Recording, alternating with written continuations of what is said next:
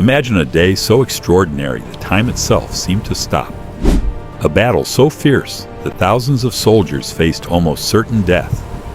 And a man, a leader of a nation, looking up to the sky and praying for the sun to stop. This is the story of Joshua and the day God made the sun stand still. A day like no other in history. A day when heaven fought for Israel. After the miraculous fall of Jericho and Ai, the land of Canaan trembled at the mention of Israel. Cities that once seemed untouchable had fallen to a people guided by a God who fought for them. Yet, even in this age of victory, not every city welcomed Israel's arrival. Some chose fear, others chose deception. One city, Gibeon, would change the course of events entirely. The people of Gibeon knew they could not defeat Israel in open battle, so they devised a clever plan. They dressed in worn-out clothes, patched sandals, and carried moldy bread as proof of a long journey. When they approached Joshua, they said, "We come from a distant land. Make a treaty with us, so that we may live." Without asking God first, Joshua agreed to the treaty. But soon, the truth was revealed. The Gibeonites were neighbors. Joshua faced a dilemma: break his oath and dishonor God, or honor the treaty. He chose to honor the oath. The Gibeonites became servants to Israel, and a chain of events began that would lead to a great battle. News of Gibeon's alliance with Israel reached Jerusalem. King Adoni-Zedek was furious. "Gibeon has betrayed me," he cried. "If they join Israel, our power will crumble." He formed an alliance with 4 other kings, Hoham, Piram, Japhua, and Debir. We strike from Together, the east. Here, their armies marched to surround Gibeon.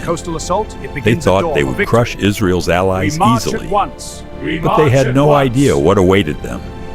The city of Gibeon trembled. Messengers ran through the streets seeking help from Israel. They found Joshua and cried, "Do not abandon us. Come quickly. Save us from destruction." Joshua's response was unwavering. He spoke directly to his army. "Do not be afraid. God has given them into our hands. Not a single one will stand against us." With courage burning in their hearts, the Israelites prepared for battle. Under the cover of darkness, Joshua's army set out from Gilgal. Men of Israel marched all night through rocky terrain and narrow passes. The air was tense. Every soldier knew that if the enemy discovered them, death could come swiftly. By dawn, the Israelites arrived at Gibeon, positioning themselves strategically for a surprise attack. As the morning sun rose, Israel launched a ferocious assault. The Canaanite armies were unprepared. Chaos erupted. Swords clashed. Chariots overturned. Screams filled the valley. And then, God intervened. The Bible tells us that huge hailstones fell from heaven, killing more soldiers than Israel's swords. It was clear. This was not just a battle of men. It was a battle of God's power against human pride.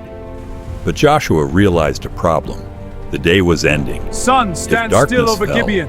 The enemy Moon, kings might stop over the escape." valley of Ai. Standing before his army, Joshua prayed with bold faith. "Sun, stand still over Gibeon. Moon, stop over the valley of Ajalon." And then, the impossible happened. The sun halted in the sky. The moon stopped its course. Time itself seemed to freeze. The Israelites fought with unmatched strength, and the enemy could not escape. Scripture records, there has never been a day like it before or since when the Lord listened to a human being. The 5 kings fled and hid in a cave at Makkedah. But Joshua ordered, "Seal the entrance with large stones. We will deal with them after the battle." After the remaining armies were defeated, the kings were brought out. Joshua commanded his men to place their feet on the kings' necks, a symbol of total victory and God's deliverance.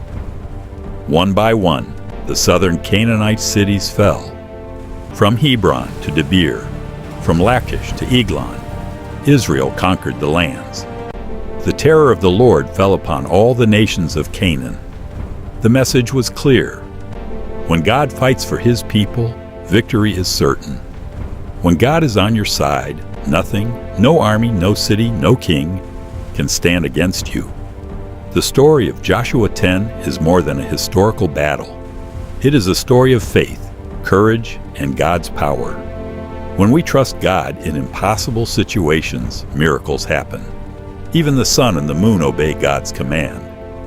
No obstacle is too big, no enemy too strong, and no challenge is beyond God's power. If this story inspired you, imagine the courage it takes to trust God completely. Subscribe for more incredible Bible stories.